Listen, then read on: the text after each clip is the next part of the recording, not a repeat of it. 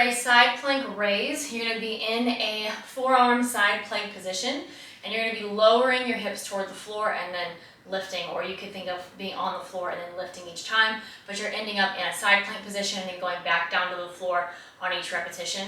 This is going to be a lot of work on the obliques and along the side of the abs, but then also into the lateral portion of the glutes. So you're probably going to get a little bit of tiredness there in the lateral hip. Okay, so forearm's going to go down on the floor. Make sure that your elbow is placed directly underneath your shoulder. Forearm is nice and straight, perpendicular to the body. We're going to stack the feet if you can. If you can't do this position, you could try it with the feet staggered, or you can try it with the knees bent. That would be a regression.